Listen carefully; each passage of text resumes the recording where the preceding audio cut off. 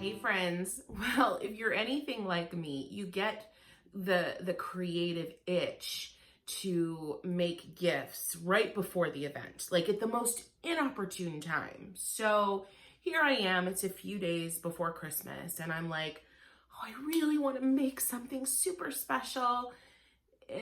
Yeah. So what do you do when it's too late to order on Amazon and you really don't feel like going out to buy anything? You can actually create gifts, gorgeous, meaningful gifts from items that you already have around you. So let me show you how. Okay, I have a question. You know I have a question. Do you want to paint some gifts with me? All right, come on, let's go. Friends, I am in my studio. So let's see what I can find here. Now, admittedly, I have a lot more junk and collected items than maybe most of you have.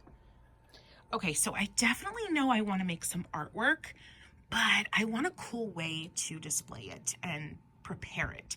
And so I don't want just like a typical frame. Now these plates I bought for a shoot years ago. I only have like 5 of them. But how cool would it be to create a round painting and adhere it to the middle? And then figure out a way to put some type of hanging hook on the back. Oh yeah, that's happening.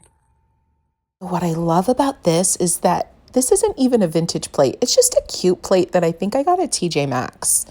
So I'm grabbing an old painting, something I did, well, it's not old, but I did complete it a few months ago.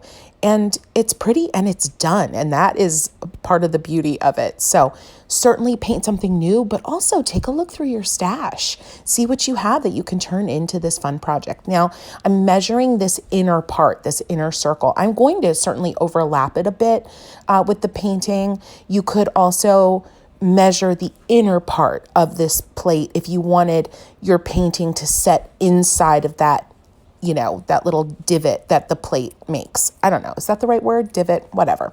So I measured it. It's about 5.5 inches. I found another plate that's very close in size. And yeah, it has a ruffled edge, but it doesn't matter. And you'll see why soon. And then take a few minutes just to kind of move that plate around and envision where this painting's going to get cut off, because that's kind of important. I love those little yellow spray flowers in the upper left, so I made sure that those stayed in the composition. Quick trace, and then I'm grabbing my scissors, and here's the key. I don't know about you, but I can't cut a perfectly perfect circle. I'd be here all day. So my cuts are going to be a little wavy. I'm going to move, the hand that's holding the paper is the hand that's going to move the most. And I'm going to make the cut purposely imperfect. And I'm just going to wiggle slightly back and forth with my left hand as I cut. And it's going to create an on purpose kind of ruffly edge to this. So it really removes all that anxiety of, oh my gosh, I've got to cut a perfect circle. No, you don't. And when I actually adhere this painting to the plate, you're going to see it looks lovely. Okay, wrapping up the cut here. And now, something I need you to hear. Hear me out, hear me out, hear me out. It's important. Don't throw away the scraps.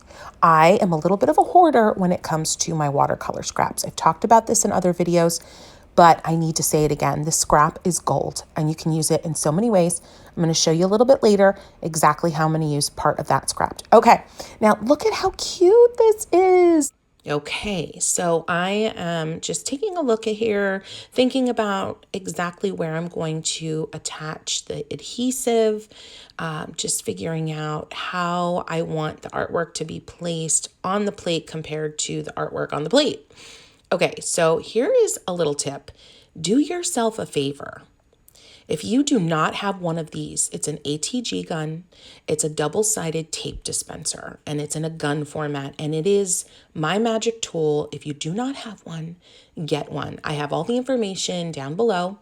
It's incredible. So with a press of a button, you dispense double-sided tape, and it is a pressure-sensitive tape, and pretty permanent, honestly. Now, if you wanted to further make this permanent, I would do the ATG and even a little bit of a hot glue situation to really, really get that artwork stuck on there.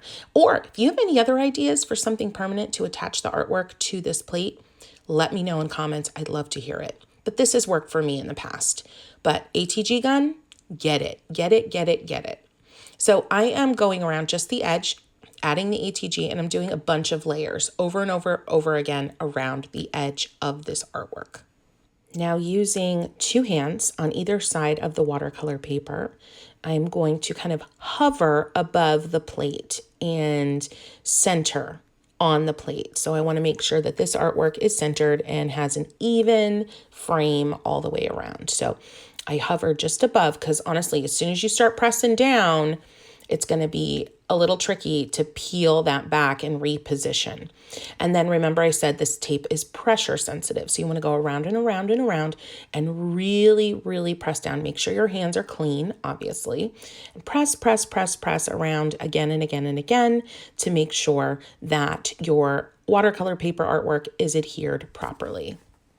I mentioned holding on to your scraps, and I meant it. One of my favorite things to do is to tear up old paintings or scraps and make gift tags out of them, or place cards, you name it, but never throw away your scraps. So what we're going to do here is just that. We're going to wrap up this plate and use a piece of the scrap as a gift tag, and it's just so sweet. Wait until you see.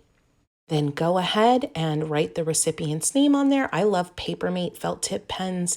I just think handwriting is so endearing. The wrapping, I kept this really simple. Just a white shirt box and a bunch of jute twine wrapped around again and again and again at all different angles, and threading the tag through. Look how sweet this is. I'm tying a little bow. I just love this. The minute your friend, family, whomever you're giving this to receives it, they're going to know it is made with love, filled with love and intention. Okay, friends, so I know that I've given you this crazy gift idea, and I want to actually show you what it's going to look like on a wall. And so I'm using those command strips. They're like the Velcro command strips. You could always pop a set of these in the box to the recipient if they didn't want to do anything super permanent on their walls. So let's go take a look, and you're going to get a sneak peek of my crazy house. So come on. I hope this works. As you can see, I like lots of things. So I have a perfect little spot here for this. And I'm just gonna, I think this is the good height. Sticky, sticky, stick. I've used these before, and the key with them is you hear that little crunch. And when you hear the crunch, it means that the Velcro stuff has kind of attached. There's the crunch. Crooked picture. Okay. Who wouldn't want that in their house? Now, not everybody's wall is as crazy as mine, but okay, friends, so I hope you've enjoyed this quick little tutorial, and I can't wait to hear if you've actually done this for someone and given it a gift this holiday. Let me know in comments, because I want to hear all about it. Happy painting! If you're in the mood for another DIY gift video, watch this one next.